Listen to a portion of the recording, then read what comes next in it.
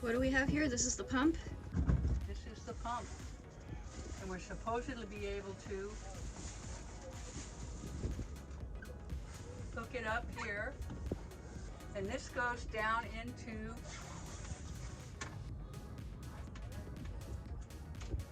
There. this goes down into the engine. So this is not in?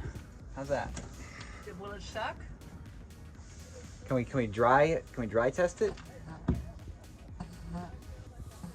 You have to build up pressure. So maybe hold it. Yep, it's coming. It's working. If you just hold your finger on it and then he does it. It's got pressure. Okay. But this builds up in here. Oh, it builds up in here. Okay. And once it gets built up, creates a vacuum. Right. the vacuum will just suck the oil out and it'll keep running. Okay. So you don't have to keep pumping. We've heated up the oil in the engine by running the engine for 5 minutes. So You know this what? I put this rubber stopper fabulous has to thing create on a here, seal here, and I can't get and my because phone there's a anymore. little pour spout, you have to make sure that the stopper is in all the way so that you don't see a gap. And if you look down, maybe you can see that there's an air gap. If you look down from above, you see how there's like a light colored Yeah. gap. So you got to push it down enough that that gap disappears. Shorty.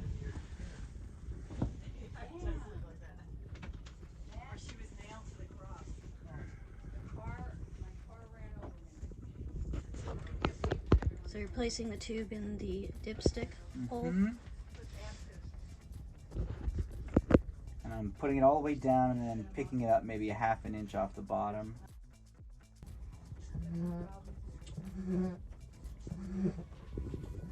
Looks like this. Okay, so we just saw the tube turn from clear to gray, so something's going in.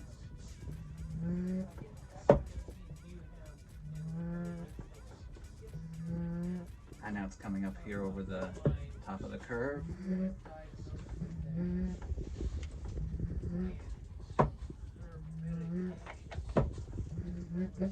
Okay, and they say once you get it going, the suction will keep it going. Do we hear it? Yeah, I hear it dribbling. This looks like it's a bleed valve, so if you want to get rid of the vacuum that's in here, this will let air in. So it equalized it, and now we're probably gonna, because I pressed that, we'll stop seeing the oil come in, so if you want to halt the process. So now we heard the sound change, and it's a little sputtering, kind of like when you're drinking the bottom of a smoothie.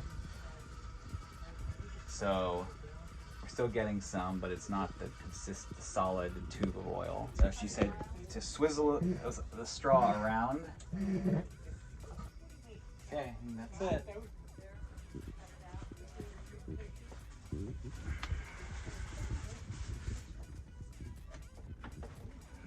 So how much is it? We don't know, but we're guessing. Okay, let me hold this straight. Probably each boat chief will know how full is typical when you're empty. Each engine holds different. Skip, can you push that up in the air? Right there, the red thing.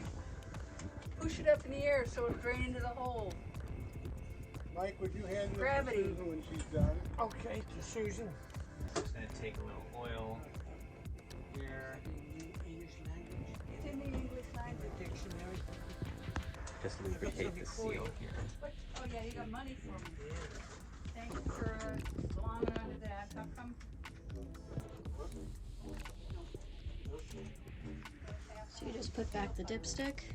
Okay, so I was trying to take off the oil filter, and it was hard to unscrew it by hand, so I have this tool. It's called a strap wrench, and it basically it only works one way. So you pull this to adjust the size, and then you figure out which way it will pull. So if I tighten it around my hand, you see that if I pull this way, see it gets the friction on this part of the wrench. And if you pull this way, it's not going to do anything, so it only works one way. So lefty-loosey, and get it up nice and tight. Now we'll try to turn it.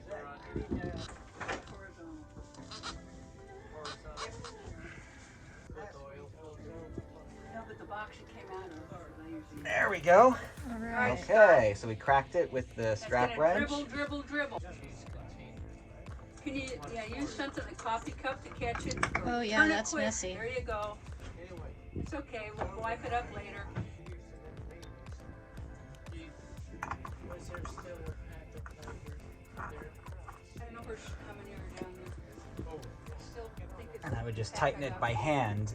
Don't use that wrench to tighten it or you won't get it off. So we previously removed and replaced and wiped off the dipstick. So now with it just totally empty, we're just gonna check what's on the dipstick. And the dipstick is still really dry. So there's basically no oil in here.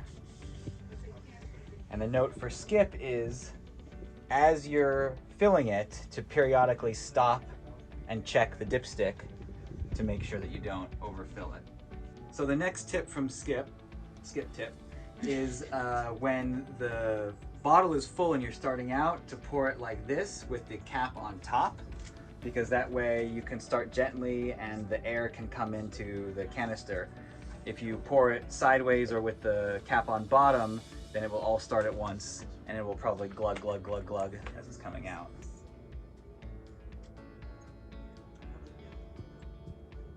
Ryan, don't pour too fast or it won't have time to go through the funnel and then it will overflow. We've done about 1 quart. Okay. So now we'll check the dipstick.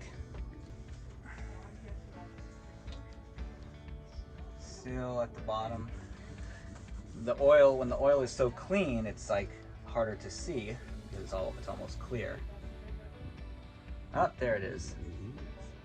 Okay, so we're still quite at the bottom. Sometimes when you check the dipstick, it's helpful to take it off and wipe it and put it back in so that it's like a clear reading. Okay, so that one looks maybe like 2/3 full. There we go, that's a clear line. If you don't get like a clear line of where the line is, then you should wipe it and try it again. So we're now going to start the engine to let it fill the oil filter and also make sure it all gets to the bottom of the pan. And very important is to replace the cap before we do this trial start. And we may add a little bit of oil afterwards.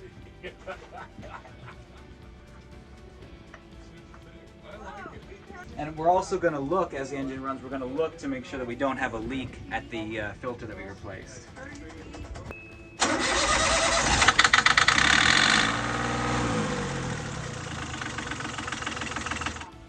Well, I didn't see anything drip.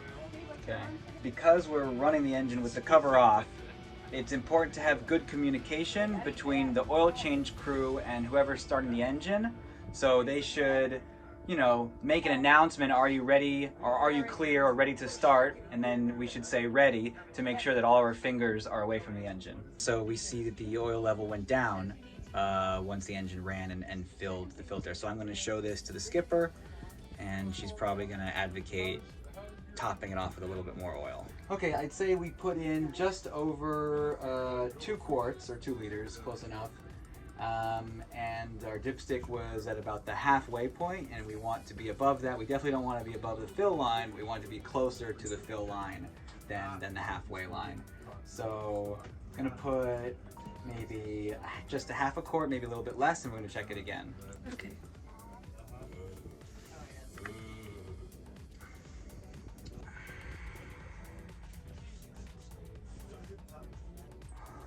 Okay, so there we are, that line.